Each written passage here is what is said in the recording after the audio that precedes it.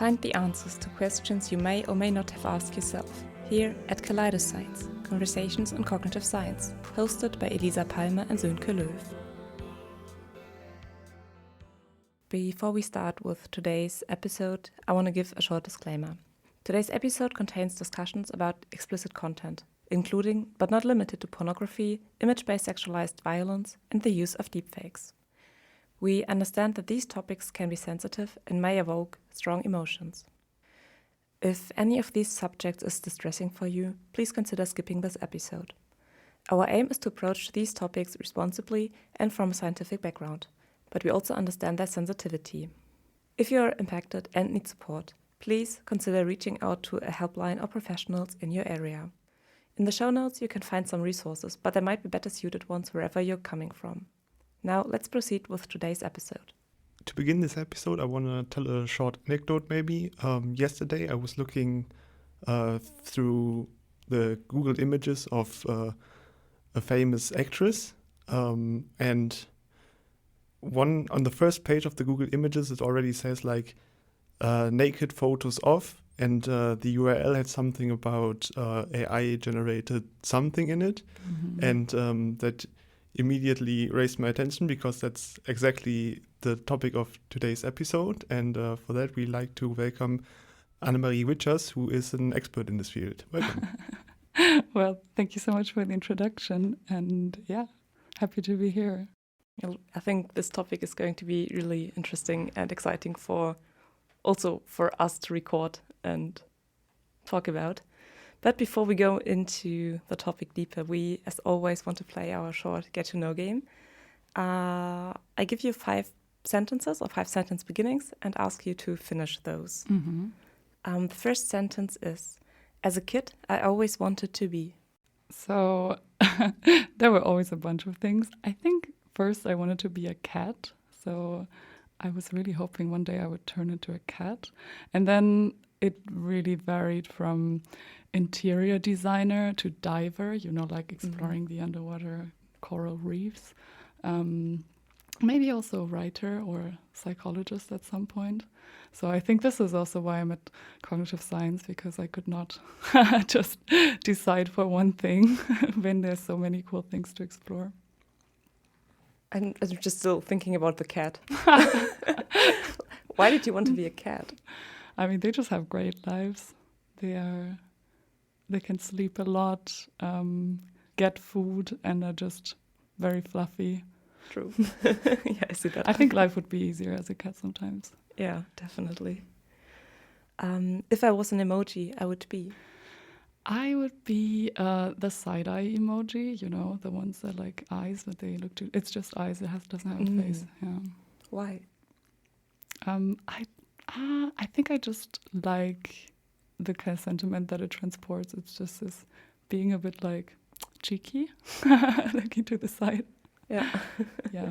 That or just the dolphin with the water coming out. Yeah. Nice. My favorite thing to do on a day off is? Probably, making good food. A lot of nice food and going on a walk. Probably I'll be at the beach this week because I'm going to Barcelona tomorrow. Nice. On holiday or? Yeah, in a way. Nice. I guess there's going to be much better weather than here in Norway. Yeah. I'll try to bring the spring back to Osnabrück when I return. Well, that would be good. Right now, I'm most fascinated by?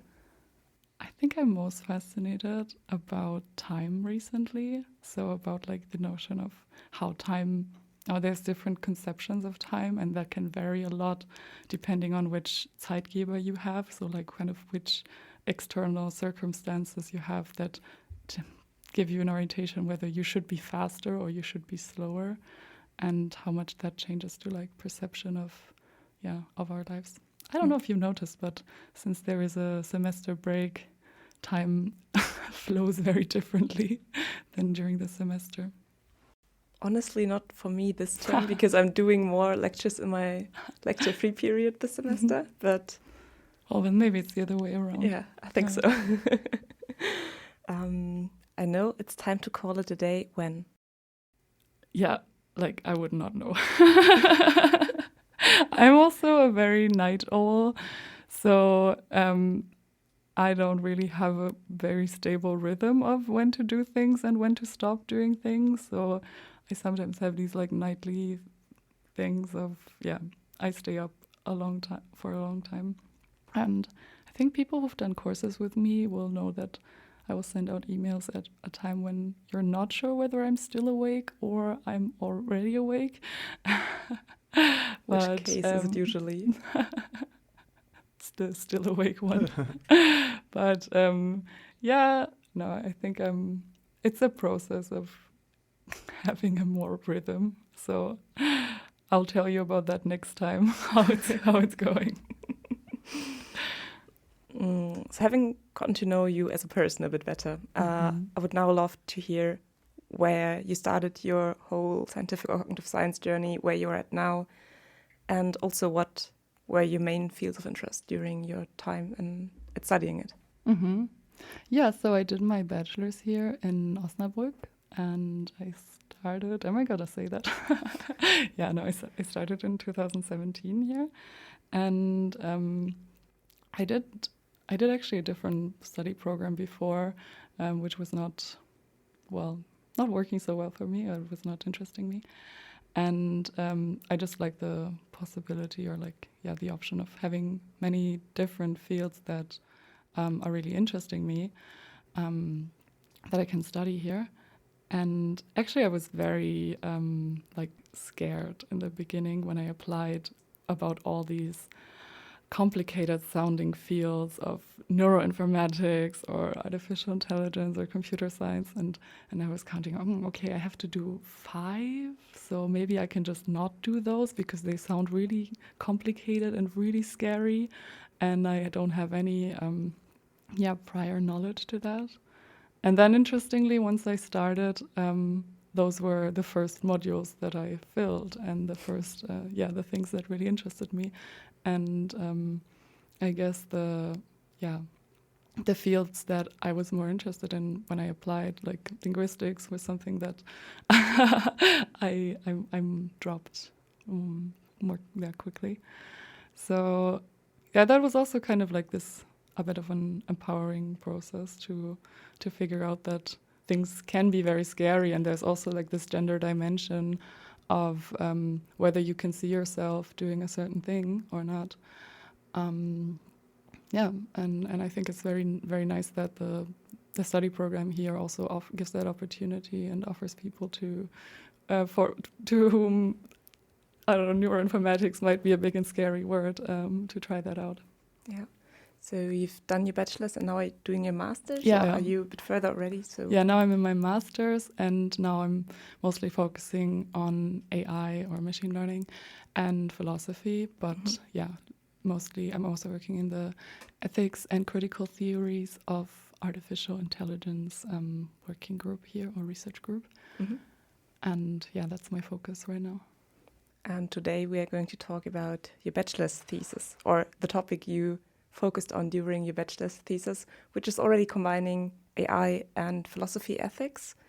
So can you maybe tell us a bit about what you did, what you tried, or what you wrote about, and how you came to that topic? Mm-hmm. Yeah, exactly. So the idea was to make to look at AI from a societal angle, and to look at how AI also manages to bundle and exercise power. And I think there's all different kinds of way of approaching that idea of power. And there has been a lot of talk about bias also. And I think that's very relevant and it's very important, and a lot of people have been talking about that. And I wanted to shift the gaze more to the topic of social normativity and how AI can create something that it just seems so normal, or that is something that societies do in general. But I was interested in how AI changes that, maybe accelerates that, or just enforces those things. And I think I came to I chose the topic of pornography as a lens through which to like investigate how AI has influences or has impact on societies and on our digital selves, on like the world that we live in and the experience we can make.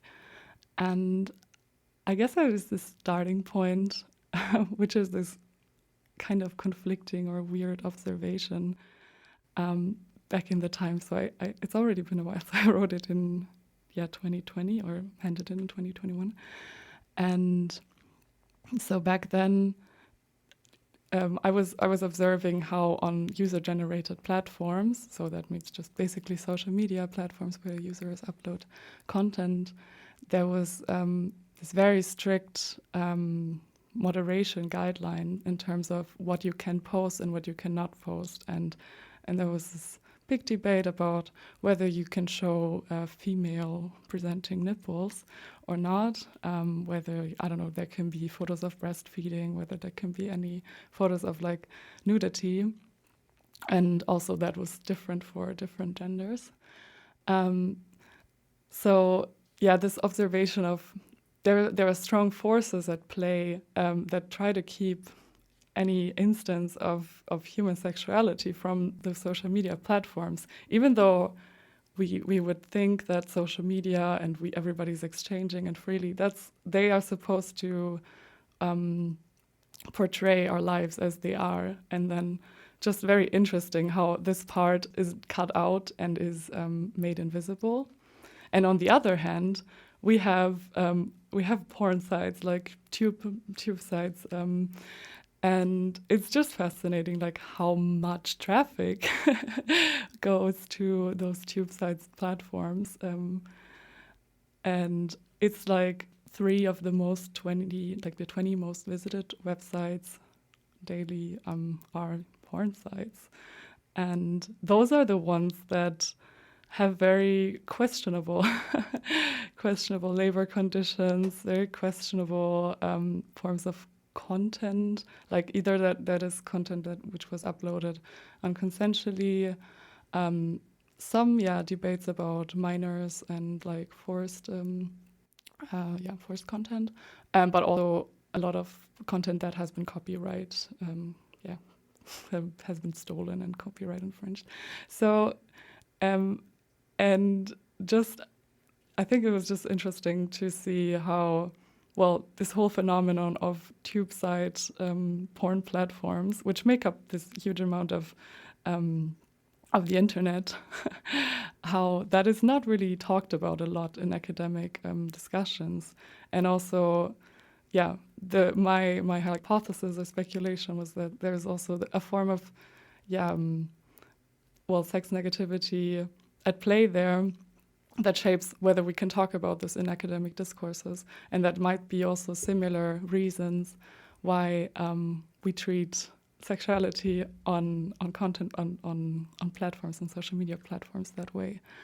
And then the idea was to see what AI has to do with that, and it turns out it's quite interwoven in both of those fields, in the field of content moderation and also in the field of tube site porn platforms. And this is what I looked at. So we've just talked a bit about in how far different platforms show or don't show nudity and, bodies of both sexes and genders, but especially restrict the representation of female bodies or female seen bodies. And I was wondering, in how far was the term pornography equivalent to nudity, or is there a difference? Where's the difference, especially from the lens you viewed it? Mm-hmm. I think I'm not sure if I really had like a proper definition of pornography, even if there even is such a thing. I was more investigating like how platforms see that concept, and for them, so we're talking about large-scale platforms, and they're using a mixture of automated and human moderation. So it's like this socio-technical system that both combines human workers and algorithms that do like a pre-selection, and then the unclear cases get handed over to moderators who work mostly in the global south, where labor conditions are not great and the wages are low. And given that it's such a big apparatus and there's so much content, it's not that there is a very like fine-grained understanding of whether a content is pornographic, like what does that even mean? And a lot of the like more technical algorithms that I looked at, they're just a skin detection algorithm, looking at nudity. And yeah, seeing that as a proxy for porn, which of course has its flaws. There can be, false positives, false negatives. I mean, there can be beach photos with a lot of skin that are not porn. And there can be like, I don't know, forms of latex porn or something where people are not showing a lot of skin. And that would still classify. So yeah, I think there's not really a clear definition. And I was keeping the concept vague. But I think it's just interesting to remark when platforms talk about pornography, just seeing a naked person, like a photo of a naked person, especially like female person, that just gets classified as porn or as like nudity, and it's very the gradient between the two. Yeah. Talking about like the different interpretations of what nudity and pornography is and if it should be allowed or not, I was thinking that like the most social media platforms are like in the hands of American companies, and then they have like their ideology maybe, because like there's also this stereotype where in movies or other types of content like they display Germans as like people who are very free with nudity and like very open to showing their body, and in this case like on social media that's not allowed, and they're all or mostly like American companies. Have you also looked like at this political aspect of how content moderation is used, or did you more look like at the technical aspects maybe? Mm-hmm. Yeah, absolutely. It's super intricate at that aspect, and I was actually in one part looking particularly at Tumblr, which maybe some of the older listeners still remember as a different place, and so what was interesting in that example is that it had this shift in content moderation policy where like basically from one day to the other next, or like in a short period of time, they were erasing a lot of pornographic content or any form of like nudity or sexuality expression. And there are rumors, or it's like mildly confirmed that it had to do with the content moderation policies of Apple. So the bottleneck is that things go to the App Store in Apple, and that Steve Jobs was like notoriously known for being anti-sex, and he allegedly, I think he said that in an interview, that folks who want porn should buy an Android phone. And that is just really fascinating how not just like this company, but even like a very influential person inside that company has a lot of impact on basically all people who use Apple products and what kind of apps they can use on their devices. And it's not like Android or other forms of operating systems where you can just also install applications from other sources, but on Apple you just have the Apple Store, and that's gonna be kind of the door through which you can access the digital world. And if the person kind of controlling that bottleneck says we don't like porn and we don't like sexual expression, that has a huge impact. So this will be one way, like the whole platform administration way, where it's not only the like platforms such as like Facebook or Tumblr, but also the other kind of platforms that dock into this bigger ensemble of companies, and also forms of where the data set's coming from and who are the commissioners of the content moderation labor units, what kind of management guidelines do they give out. And there's another example from TikTok where leaked documents revealed that it had explicitly stated in its content moderation guidelines to suppress the visibility of disabled and queer users, allegedly because they wanted to protect these kinds of people from like unwanted attention. But it's just like a repressive force, and the form of who has that power to decide over how we can, maybe relate to each other and what we can show. Yeah, it's super interesting. And I think there's also this global aspect, not sure how clear that got already, but it is, as you said, very much like bigger corporations in the global north that then commission workers in the global south to do this like very horrific job of moderating content and all the violent trash that people upload, and that the workers there who do content moderation just make the sites usable and enjoyable for everyone else. That was such a rich answer. I still have to process some of your parts, but one thing I was wondering about, you now explain a bit how far one single person from a company can influence and how far content is shown in different social media. Is there also anything known about how this shown content influences how people feel or talk about the content they see? You mean users? Yes. Okay. So I'm not sure if that's what you're aiming at with your question, but in the context of content moderation and also deepfakes, which was the second topic or second example that I studied. It was interesting for me to see how the repressive effects of gendered violence online has an effect on how people behave, how especially like women internalize the patriarchal logics, and they adapt to that by either adapting their online profiles and displaying a good girl image online, but that can also lead them to change how they behave in an offline setting. And I think that was most interesting when I looked at deepfake porn.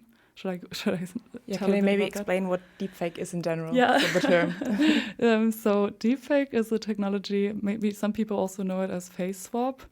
And so the idea is that you can insert the facial features of a person onto another video.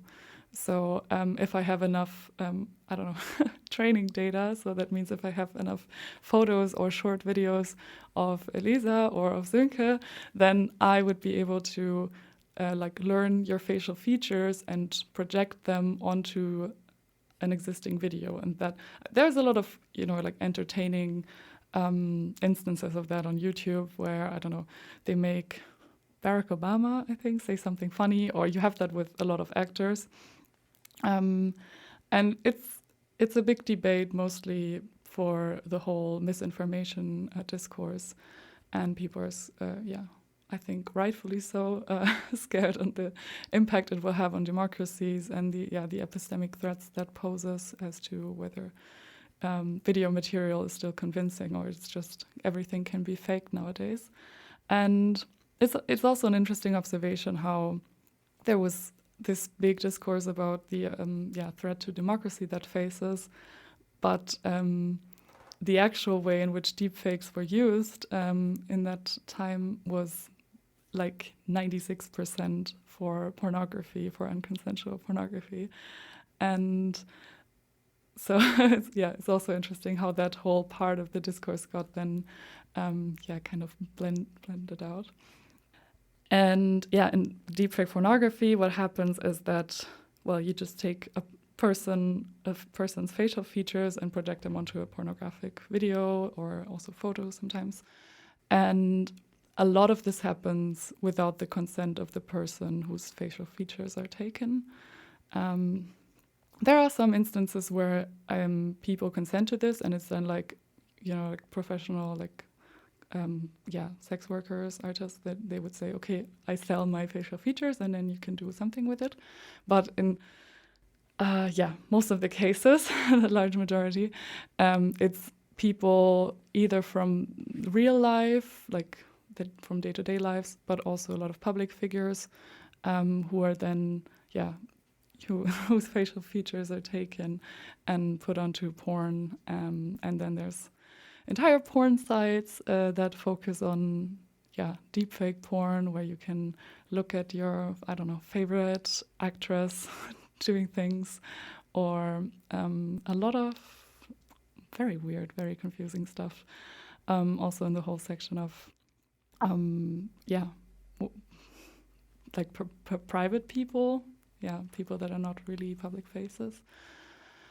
And and as part of that investigation, I looked at what kind of effects that has on the people affected by it.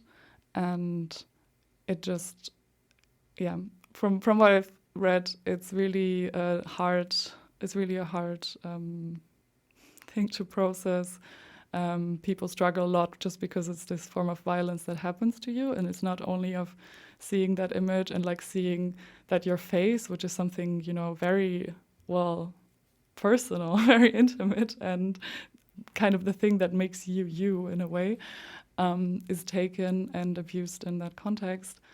There's a lot of second-order consequences for people, such as that there is defamation, in the sense that like they can use their jobs or their career, their credibility, and just struggle with mental illnesses. And also these things operate a bit as a like repressive force, and then also create this climate of misogyny that is then again internalized by other people. And there was this prominent example, which I think was one of the earlier form of deepfake pornography, from an Indian investigative journalist. And so she sometime before, she did this investigation about the Indian government, and revealed that they had been implicit in some murders and riots that were happening in the country. And just because she's a woman and because she's Muslim, she already faced a lot of like misogyny and anti-Muslim hate online. And then at some point, this deepfake video of her was published and just completely ruined her. And she was documenting online how she went from a very outspoken person to someone who got really scared and changed the way that she spoke, and that she spoke online also as a person in an offline setting. And for me, that's where it gets interesting, and where we can see how power operates, and how power has a bit this like strategic function. And I build a bit on that concept of Antonio Gramsci of cultural hegemony, which basically says that something is really powerful if it manages to be pre-reflectively accepted by a lot of people. So if it's just this thing that is normal to you and you wouldn't even question, then that is like the actual power. And then I looked at how AI in that setting, either through the context of you're able to generate deepfake images at large scale and distribute them, and also the kind of the underlying notions that are moderated through content moderation on social media platforms, how they establish in their cultural hegemony, how they will reproduce norms that are more heteronormative, more like this patriarchal binary sex, able-bodied logic, that also goes in hand with kind of reinforcing a certain status quo. Yeah, I think it's like particularly interesting like the difference between all versions of like this deepfake porn are like pretty horrific. But like if you maybe not think about like the other person's perspective and you just, I don't know, like generate something or watch something of a famous person, maybe you don't even know that it's like deepfake, then it's like one aspect. But as soon as like it has malicious intent, like destroying the career of a journalist, or like even on a more personal level. I mean, you wrote in your bachelor thesis about like this phenomenon of revenge porn, like that's a whole another level of how terrible this situation is. And maybe at this point you could also like explain maybe what revenge porn is, because like I just introduced this this keyword, and maybe someone doesn't know what it is. Yeah, I hope so. I wish for most people to not know about it. No, and actually the term revenge porn is not really preferred, because it implies that like revenge, the term revenge implies that there was something bad the other person did, and that's why they in a way they deserve blaming again. Yeah, they deserve to be revenged. And so I think experts rather speak of image-based sexualized violence, and that's kind of what it is. So it's someone doing a form of violence to you through your images, and taking your facial likeness and replicating that. And or I think the common example is just that nudes or any like explicit images and videos are shared by an ex-partner to other people. I think this whole topic of deepfakes in pornography is so terrifying that I just realized the whole time I'm thinking about, is there any way we can recognize if a video is a deepfake or not? Because I know that deepfakes or pictures can be really hard to determine whether it's a real person, a deepfake picture. Is there any kind of, I don't know, technology or tool to kind of be able to determine whether a video is a deepfake or a real video? Well, there's gradients, and the quality varies a lot for deepfake porn, and there are some that just look bad. You have something like a mask on, and when the person turns to the side, it just like kind of falls off, and you notice that just does not look real. Or sometimes when there's a hand covering part of the face and it just like doesn't render, then it's very easy to spot. But of course, there's also instances that are more professionally done, and the rendering is very good, and you would not notice any like spots where it breaks. And then there's the whole discussion about, we have these great algorithms. So most of the deepfakes are done with GANs, like generative adversarial networks. So we have these great like deep neural networks to produce these videos. Now we just need other GANs and other deep neural networks so we can spot them and tell them apart, because this is kind of what they can do very well, those models. And I think to a certain part that is probably justified, and there is some sense in saying, okay, we want to be able to spot them and we want to be able to like take them offline, just because, that is a form of like violence and people suffer from this, and they don't consent to this. But a part of me also is just, it's this weird cat and mouse race where you're just making your algorithm better, and then you have to figure out, like, you make this other algorithm to spot it. And the way that generative adversarial networks work is through this adversary, so through this other model. And so it just seems like, why would you put a lot of effort into creating this adversarial part to detect deepfakes when you can then incorporate that kind of model to improve your deepfake even better, to force your generator to make even better images that are not spotted by the discriminator. So these are the two aspects of the gun. Yeah, I mean, it's fascinating, and I'm thinking, like, we talked about, like, that content moderation is like a mixture maybe of real humans and like these AI networks, but especially for like the discrimination between deepfake or a normal video, it's like, if it's professionally done, it's like very hard even for humans, I think. But in general, like the content moderation aspect of it, because you said, like, on the social media platforms there are like the workers that then don't have great working conditions and are really exploited. Is that maybe like for simpler solutions, or like for simpler questions, if not the question if it's a deepfake or not, is that like a big advantage of having AI models do it, because then you don't need those workers? I'm not sure if that's like better for them if they don't have a job, or like if that industry isn't there, or if like the horrible working conditions are better, but it's like a whole nother question.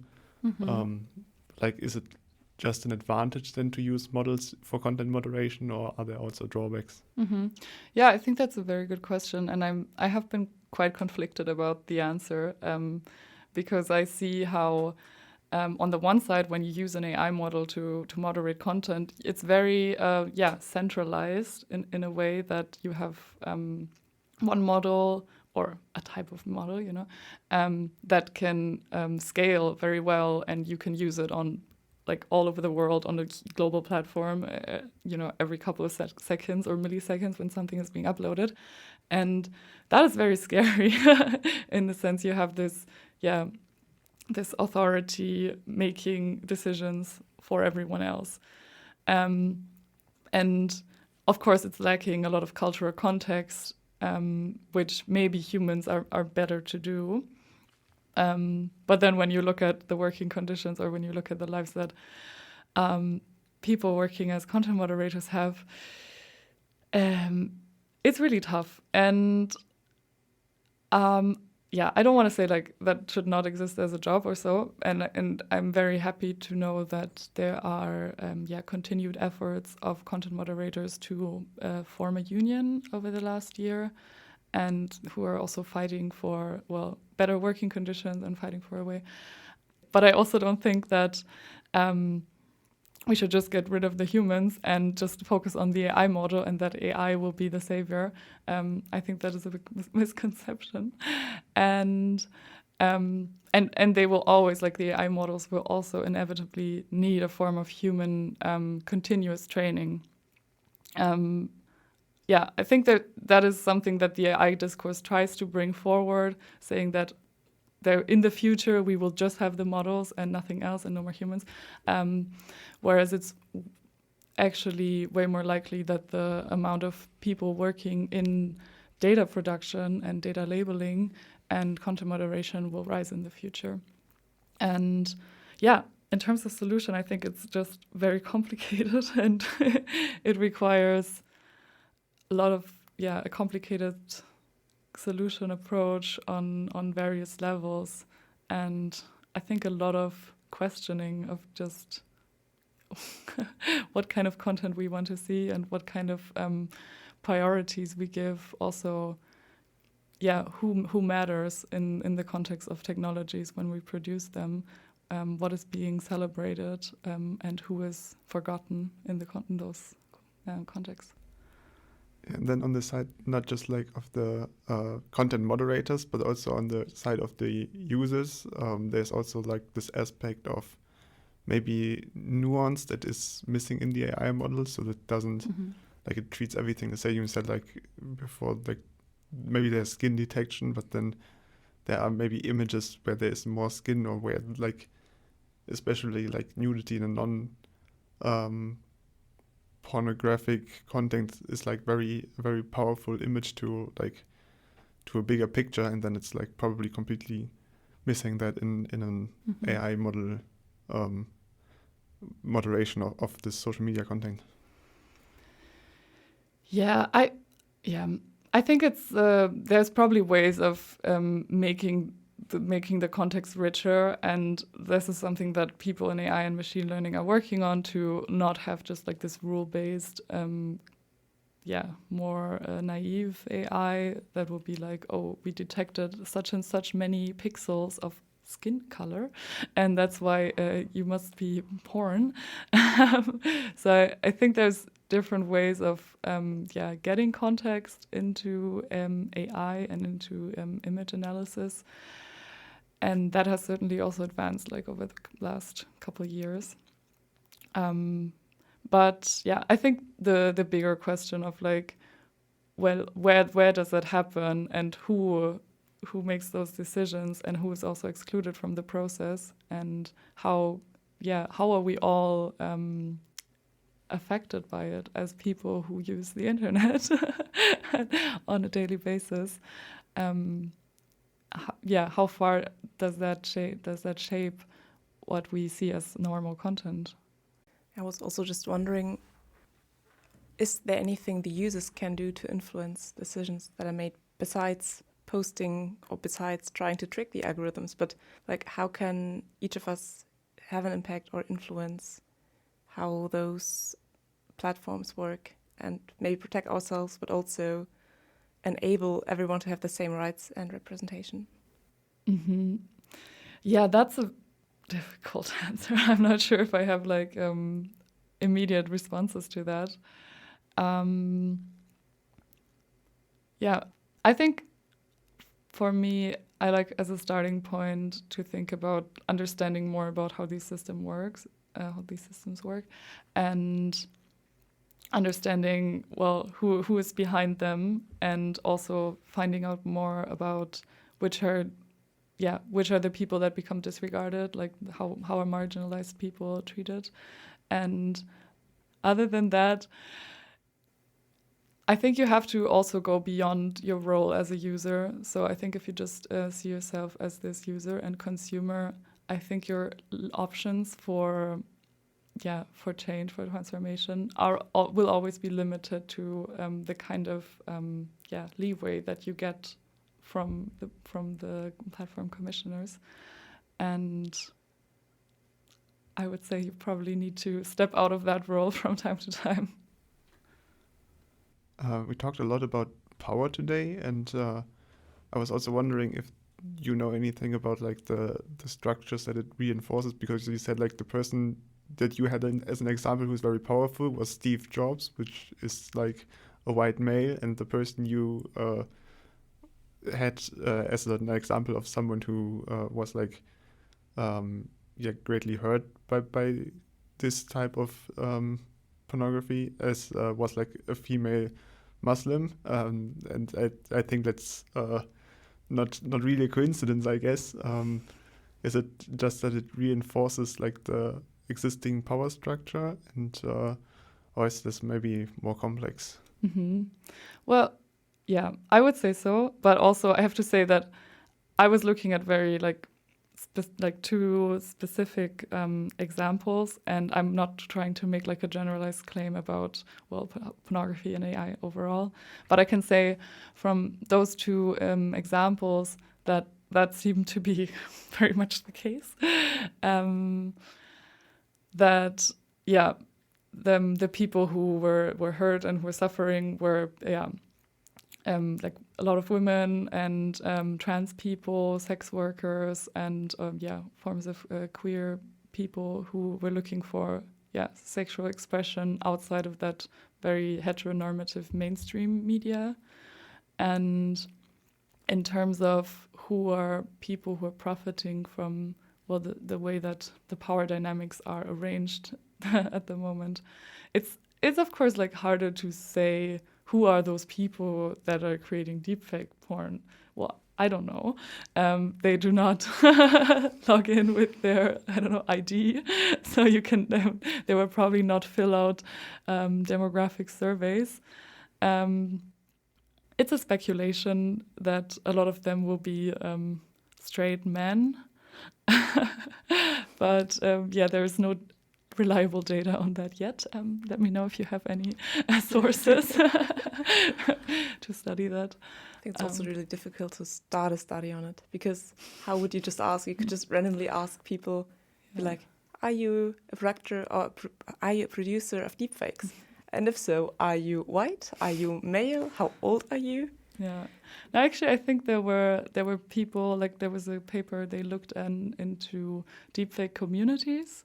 So that means there is this whole, forums, and then the exchange about how to make the deepfake better, and how to train models, how to set certain parameters. And the researchers there analyzed how they had a big overlap with Reddit communities and also with open source communities. So just think it's certain digital spaces that attract a lot of like men, maybe also in a certain age range, probably also with a certain like financial background or a certain socioeconomical position. And I think from those insights we can see some references, and we can see a correlation there in terms of demographics. But also to what you asked, Sönke, I think I would like to point out that I don't want to like stress that it's this very kind of like hierarchical thing, in the sense of, okay, Steve Jobs has all the power to decide over everyone else, but rather that I was following this power conception where power is distributed and relational, and it's something that everybody is also implicit in to some way or another. So that kind of the agency is distributed, and not to reinforce this understanding of power as in one person has it and everybody else is subjected to it, but more like it's something that always exists and pre-shapes our social interactions, and it will crystallize around certain points. And then I think like the platform administration will be one point where there's a lot of crystallization happening, then like the communities developing in that, and really discussing about how they can improve their deepfake image quality while really objectifying the people they are using their facial features of. So that would be another crystallization point, and then like people who are using it, consuming that. We now talk mostly about platforms such as Instagram, but also porn websites. But I think most people are using at least one type of messenger, so WhatsApp, Signal, Telegram. I don't know if there are any other big ones at the moment. Am I missing any? I don't think so. Maybe WeChat? Threema or something. Threema. Yeah, I think in other countries like WeChat. Oh, okay. I don't even know that one. Wow. But I think it's like Chinese. True. Yeah. Okay, that rings a bell. But talking about messengers, there are starting to evolve communities on messages. You can add people you don't even know to a chat function and whatever. So is nudity pornography also a topic in those types of day-to-day use applications, or are we protected in a way there? Mm-hmm. That's actually a big topic and a big issue. And I'm not sure if you're familiar with, or also if the listeners are familiar with the whole discourse that was on the chat control by the EU. Can you briefly just say some words on it? Yeah. So the idea was that the EU drafts a law that would basically make authorities be able to scan all chats or like private chats of people for the purpose of avoiding child pornography. And this is also an issue that I encountered a lot of times, that people will always argue with child pornography because it's just this universally extremely bad thing that everybody will agree on that is something bad, and we want to avoid that. But it turns out that many times there is legislation happening under the name of child pornography, but that then has extreme drawbacks on, for instance, privacy infringements or just increasing surveillance and we can analyze how this whole debate of chat control or by the EU was also really criticized by a lot of data protection experts under that aspect. And since you mentioned Telegram, so one part of my investigation, I also found that there are specific channels or bots that make this form of deepfake production very easy, very accessible, and so you don't even need to train your own models. You will just be able to send a photo of a person, and you will get back a nude photo of that person, and the bot will compute for a couple of minutes. And that has also been used in quite scary ways, from either blackmailing the person or just using that to send around the nude photos of that person to other people and set pressure on the person you have been undressing. And if I remember correctly, it was also only possible for like female presenting bodies, and otherwise it would just not work. So when you would send in a male face, would it put it on a female body or just don't react at all? I haven't tried. Okay. But it's a good question. And probably maybe it would make like a very queer non-binary body. We wouldn't know. I mean, at least from representation parts, that would be something. I don't want to say good, but it's just really a tough topic to think about. And I honestly don't want to be a person in the situation of having that done to myself. Mm-hmm. Are there any ways people can help themselves, can reach out for help if they realize, okay, there's a deepfake porn nudity picture of me somewhere on the internet? What should people do? Is there any kind of guideline on how to react? Yeah. So, that's of course a really important question to ask and to consider. In Germany, there is one organization that is called Annika, which was also founded by one of the one person affected by image-based sexualized violence online, and you can find them on their website and reach out to them. Depending on where you are in the world, there might also be other initiatives dealing with that. Also, other forms of like feminist collectives that support with digital forms of violence or also hate speech. And maybe we can link some in the show notes. We're definitely going to link the Annika, but also I guess one or two international ones to make it accessible for all of our listeners who are affected by it or just want to learn more about it. I guess it's also good for information purpose. Yeah. And then we come to the end of this interview, and as usual, we want to ask you the context to cognitive science. So, what fields played really into it, and maybe we can be advanced by research in this field. Mm-hmm. The way that relates to the field of cognitive science. So, I think primarily it draws this connection between artificial intelligence and philosophy, and more precisely like this critical feminist perspective on AI. And from that perspective, we can also see how we can see a different image of AI, and it's not only this kind of narrative that we often hear from, AI is just a tool, and you can use it for good things, you can use it for bad things.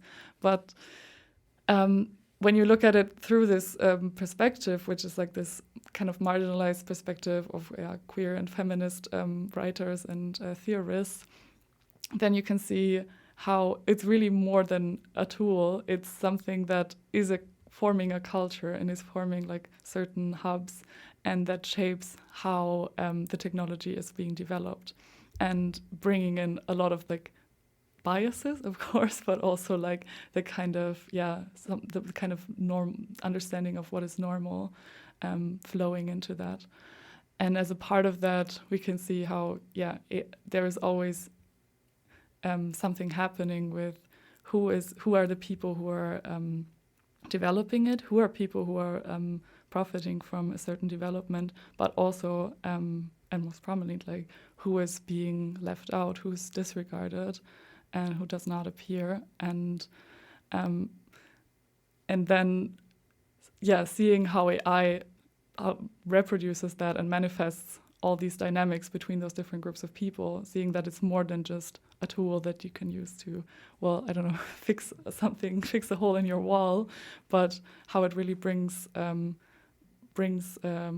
culture to life and shapes how people see themselves and understand themselves and kind of express themselves. I feel like that's already been quite a good summary of this whole episode as well. I wanted to ask about a summary, but or is there anything you would like to add, what people should remember after listening to this episode? Yeah, maybe my other point for the relation to cognitive science would be that I think it's also an approach to make cognitive science more political, let's say to politicize it. And that's something where already here I see many students involved in that, and I see a lot of people who care about the political dimensions of their work and who care, for instance, about the climate crisis.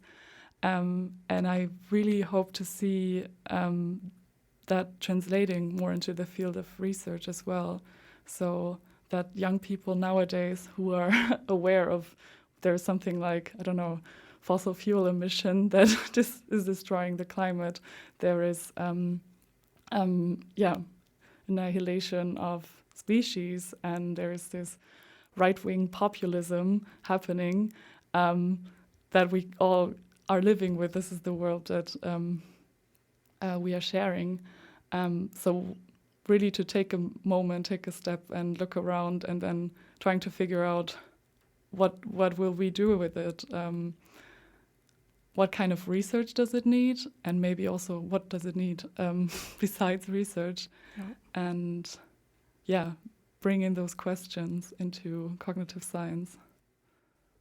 So with that being said, I would like to thank you a lot for talking to us, to bring this topic into our podcast and sharing this whole perspective on pornography, deepfakes, and everything connected to it. And I think at least I have to process our conversation quite a lot. And so thank you very much for being here. Okay, thank you so much for the invitation. It was really nice talking to you. When you enjoy listening to us, the best way to support us is by following us on your chosen podcast app. This could either be Spotify, Google Podcasts, Apple Podcast, Amazon Music, or the website of the Cognitive Science Student Journal. Another good way to support us is by following our Instagram account, which is called kaleidoscience_pod. On our Instagram account, you will also get regular information on the next episode. Thanks a lot for supporting us. This was Kaleidoscience, hosted by Elisa Palmer and Sönke Löw, produced by Alina Ohnesorge, Elisa Palmer, Sönke Löw and Sophie Kühne, produced in collaboration with the Cognitive Science Student Journal. The music was produced by Jan-Lukas Schröder. The logo was designed by Annika Richter. Thank you for listening and joining us on our journey through conversations on cognitive science.